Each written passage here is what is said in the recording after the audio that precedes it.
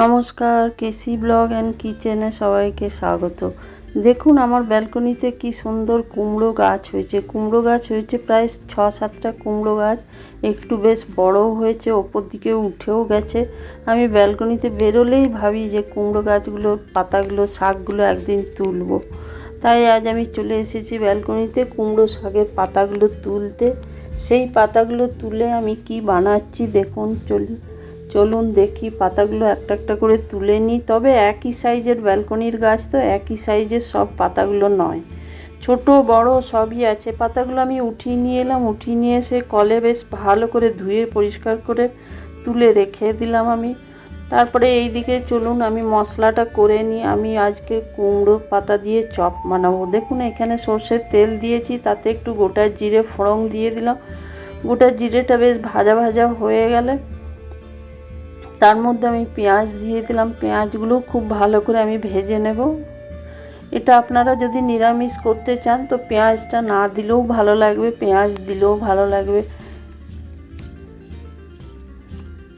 তারপরে দেখুন এইদিকে আমি কিছুটা মোটামুটি 50 গ্রাম নিউট্রিলা সয়া বড়ি ভালো করে গরম জলে ফুটিয়ে আর গ্রেট করে রেখেছি, সেটা আমি এটার মধ্যে মিলিয়ে দিলাম। আর এইটার চপের পুরটা যত ভালো টেস্ট হবে ততই চপটারও টেস্ট হবে। তারপরে দেখুন এটা আমি গ্রেট করে রেখেছিলাম সয়াবিনটা আমি দিয়ে দিলাম পেঁয়াজের সঙ্গে, খুব ভালো করে নেড়ে চেড়ে ভেজে নেব। এটা কিন্তু সয়াবিনটা কিন্তু আমি একটু আগে ফুটিয়ে নিয়েছিলাম, সেদ্ধ করে নিয়েছিলাম। তারপরে দেখুন আদা কাঁচা লঙ্কা আমি একটু দিয়ে দিলাম। এই ধরনের চপ বা একটু ঝালঝালি বেশি ভালো লাগে। আমি 3-4টা লঙ্কা আর একটুখানি আদা আমি পিষে রেখেছিলাম সেটা দিলাম, দিয়ে আমি ভালো করে মশলাটা ভেজে নেব। এরই মধ্যে আমি একটা টমেটোকে কেটে খুব ছোট ছোট করে মিডিয়াম সাইজের টমেটো আমি দিয়ে দিয়েছিলাম, সেটা দিয়েও ভেজে নিলাম। ভাজাটা মোটামুটি ভাজতে ভাজতে দেখুন আমি কিছুটা পনির নিয়েছি। পনির আছে আমার এটা 250 গ্রাম, কিন্তু 250 গ্রাম আমার লাগবে না, আমার যতটা দরকার ততটাই আমি গ্রেট করে নিয়ে নেব। দেখুন আমি কিছুটা নিয়ে নিলাম, গ্রেট করে দিলাম।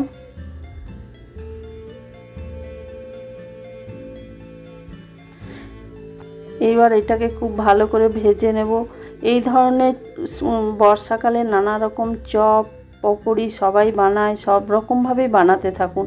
আমার মতো একদিন বানিয়ে দেখুন, দারুণ সুস্বাদু লাগে, খেতেও ভীষণ টেস্ট লাগে।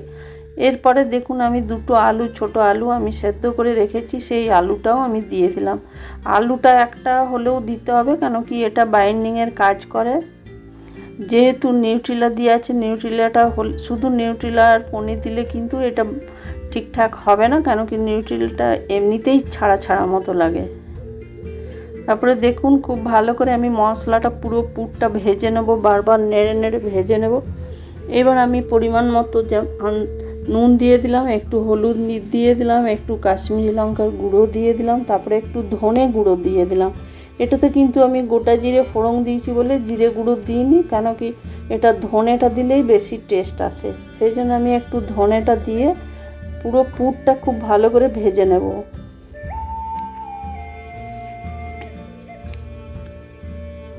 এটার কিন্তু মেন এই পুরটা যত ভালো করে ভাজা হবে, যত নানা রকম জিনিস দেওয়া হয় ততই টেস্ট হয়, পুরের জন্যই চপটা বেশি টেস্ট হবে। তারপর দেখুন আমি একটু ধনে পাতা কুচি দিয়ে দিলাম ওপর থেকে ছড়িয়ে, পুরো পুরটার মধ্যে আমি মাখিয়ে নেব।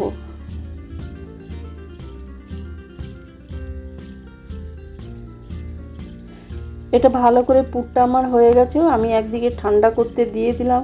তারপরে এই দিকে দেখুন আমি মুসুর ডাল আর আতপ চাল, এই কাপের আধা কাপ করে মুসুর ডাল আর আতপ চাল ভিজিয়ে রেখেছিলাম 2-3 ঘন্টা আগে, আমার খুব ভালো করে ভিজে গেছে। তারপর আমি একটা মিক্সির জারে নিয়ে এটাকে পেস্ট করে নেব।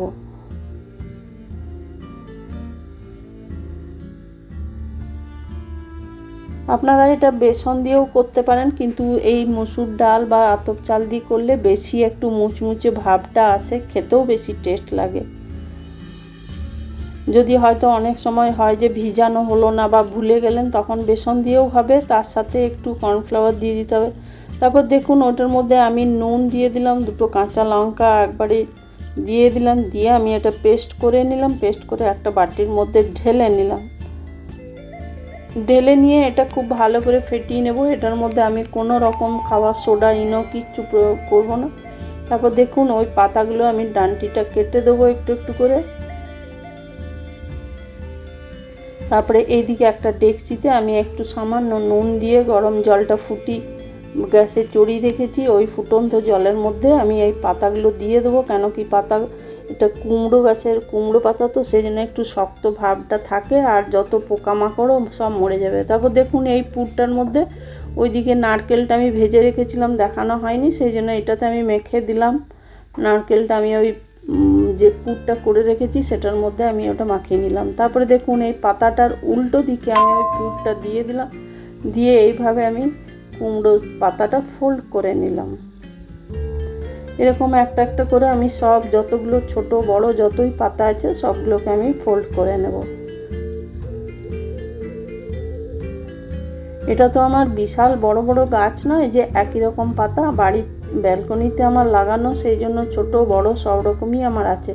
তারপরে দেখুন আমি ওই যেটা মুড়ে রেখেছি এটা এই ব্যাটারের মধ্যে উল্টে পাল্টে নিয়ে আমি গরম তেলে দিয়ে দেব।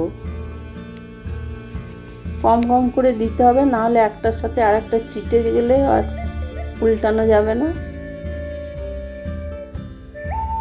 দেখুন আমি দুটো তিনটে করে করে ভেজে নেবো। এটা তলাটা হলে নিজের থেকেই ওটা সরে যাবে, তখনই বুঝতে হবে যে এটা হ্যাঁ নিচেটা ভাজা হয়ে গেছে। দেখুন খুব সুন্দর করে এরকম লাল লাল করে ভেজে নিতে হবে।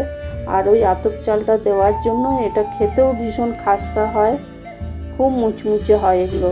আপনারা এমনি সন্ধেবেলায় স্ন্যাক্সও খেতে পারেন, কিংবা গরম ভাতেও এগুলো ডাল ভাতের সাথেও ভীষণ ভালো লাগে খেতে। তারপরে দেখুন একটা একটা আমার হয়ে গেছে, আমি এবার বাকিগুলো একটা একটা করে সব ভেজে নেব। সবগুলো ভেজে নিয়ে আমি একটা প্লেটের মধ্যে সার্ভ করে দিলাম।